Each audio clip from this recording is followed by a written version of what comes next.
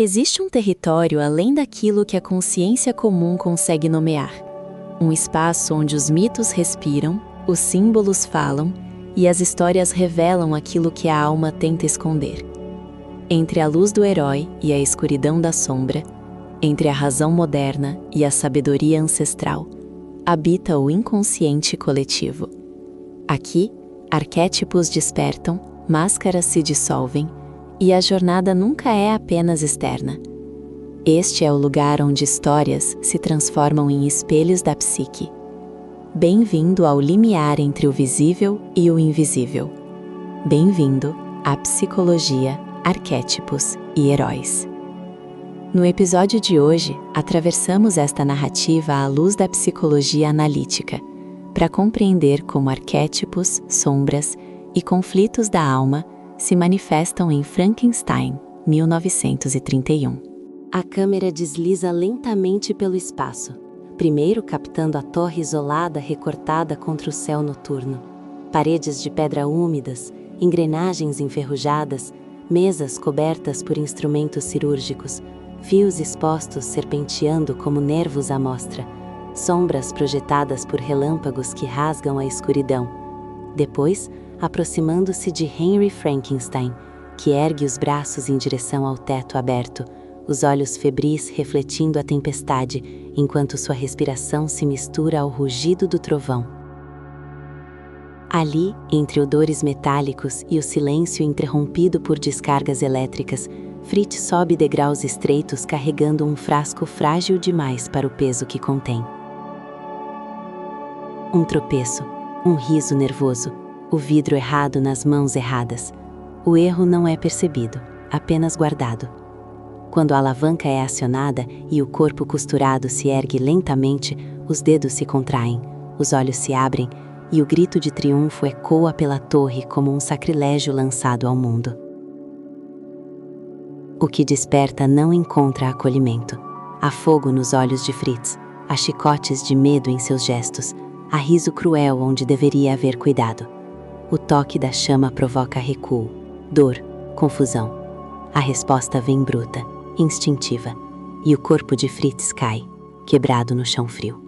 As correntes já não seguram o que foi solto. Waldman observa com horror tardio aquilo que ajudou a permitir. Suas palavras são interrompidas no corredor escuro, onde mãos desajeitadas aprendem a força que possuem. O silêncio retorna, pesado, enquanto passos incertos seguem em direção ao campo aberto. Longe da torre, a luz do dia revela outra textura do mundo. Água correndo, flores flutuando, risos leves. Maria estende as mãos pequenas, confiante, repetindo o gesto simples de lançar pétalas ao rio. Quando elas acabam, o gesto se repete sem compreensão do limite. O corpo cai, a água engole, e o mundo aprende tarde demais o preço da inocência sem guia. O sino da aldeia chama homens armados de tochas. A multidão avança como uma única respiração inflamada. Elizabeth espera, imóvel, enquanto o vento carrega gritos e passos apressados. No moinho abandonado, engrenagens rangem sobre o peso de uma perseguição sem retorno. Henry Frankenstein é lançado ao vazio. O corpo colide, não morre. O fogo sobe.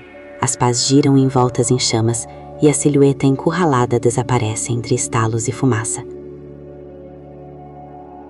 Quando a noite se fecha, restam cinzas, feridas e um silêncio que não consola. Nada ali retorna ao que era. A torre permanece, vazia. O moinho, carbonizado. E algo invisível segue vivo, pairando sobre todos, como um erro que jamais poderá ser desfeito. Mas antes que isso se cumprisse, houve um instante esquecido. Voltemos ao ponto em que nada parecia definitivo. A torre ainda dormia sobre a névoa da madrugada. As escadas de pedra guardavam ecos de passos contidos, e a luz das lamparinas recortava sombras irregulares nas paredes. Henry Frankenstein folheava anotações manchadas de tinta e suor, enquanto Waldman observava em silêncio, inquieto, percebendo que algo ali já escapava ao domínio da razão. Do lado de fora, o vento agitava os galhos como um aviso antigo, ignorado. Mais abaixo, entre portas entreabertas e corredores estreitos, Fritz atravessava o espaço com um frasco pressionado contra o peito. Seus olhos fugiam da luz direta, e seus dedos tremiam. O momento era simples demais para parecer perigoso, banal demais para soar definitivo. Mal desconfiava Henry Frankenstein que aquele gesto mínimo selava uma cadeia de acontecimentos irreversíveis, onde criação e ruína passariam a caminhar juntas. Henry Frankenstein agora adentrava em um território além daquilo que a consciência comum consegue nomear. Cada decisão o afastava do mundo que conhecia, e aquilo que antes era cálculo tornava-se urgência febril. A torre já não era abrigo, mas um útero tenso, pulsando expectativa e medo. O som da tempestade, o cheiro de ozônio, os instrumentos aguardando o uso, retornavam transformados, mais tensos, mais ameaçadores.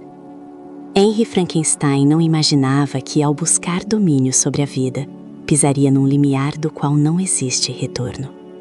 Henry Frankenstein estava entre a luz do herói e a escuridão da sombra, entre a razão moderna e a sabedoria ancestral. As tochas avançavam, os gritos ecoavam, e o moinho surgia como um altar improvisado. Elizabeth esperava sem compreender totalmente. O Waldman já havia silenciado, e a criatura, encurralada, reagia ao mundo como aprendera. Sem linguagem, sem mediação. Apenas impulso. O fogo subia, as engrenagens rangiam, e o destino se fechava num círculo brutal, deixando uma pergunta suspensa no ar. Até onde alguém pode ir ao tentar criar sentido sem assumir a responsabilidade pelo que desperta? Os espaços falam antes das palavras. A torre elevada, isolada da aldeia, ergue-se como um prolongamento da mente de Henry Frankenstein. Vertical, fragmentada, afastada do solo comum. A luz dura dos relâmpagos recorta corpos e objetos em contrastes extremos, enquanto sombras dominam corredores e escadas, instaurando uma sensação constante de ameaça. O som metálico das engrenagens, o estalo da eletricidade e o silêncio súbito após os gritos constroem um ambiente onde nada repousa. Tudo pulsa como um inconsciente em estado de tensão, incapaz de integrar o que foi despertado. O que se manifesta ali não pertence apenas a um indivíduo. A experiência atravessada por Henry Frankenstein, pela criatura, por Waldman e pela aldeia, ecoa padrões antigos, reconhecíveis mesmo sem serem nomeados. O medo coletivo diante do diferente, a tentativa de expulsar aquilo que não se compreende, a busca por transcendência através do domínio técnico, reaparecem como imagens recorrentes da humanidade. O que emerge da torre não é apenas um corpo animado, mas uma forma arcaica de pavor e fascínio que atravessa eras, como se o passado mítico encontrasse a modernidade em um choque inevitável. A sombra se adensa em Henry Frankenstein de maneira progressiva. No início, ela se apresenta como entusiasmo e ambição desmedida, disfarçada de avanço e genialidade.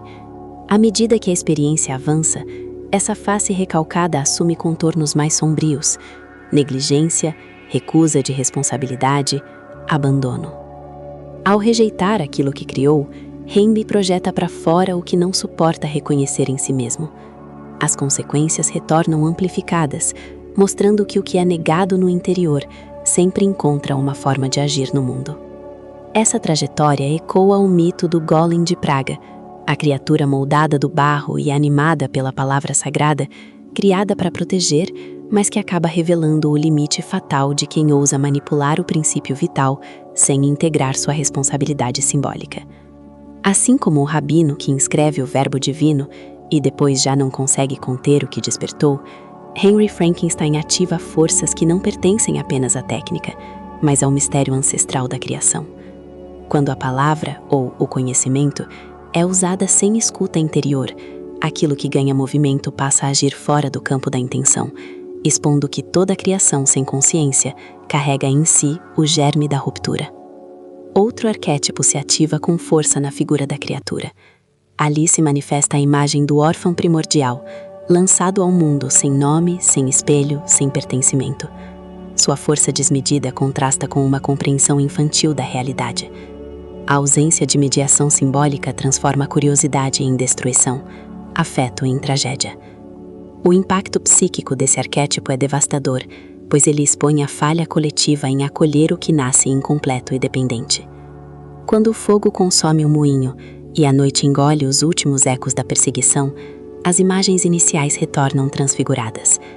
A luz já não anuncia a criação, mas ruína. A torre, antes promessa de elevação, torna-se lembrança de isolamento. O silêncio final não traz paz, apenas um vazio que exige reflexão. O ciclo se fecha como um espelho quebrado, refletindo a pergunta que permanece vibrando sobre as cinzas. O que acontece com uma alma, individual ou coletiva, que desperta forças profundas sem estar disposta a reconhecê-las como parte de si? Psicologia, arquétipos e heróis. Você ouviu Como a Psicologia Analítica Interpretaria Frankenstein, 1931.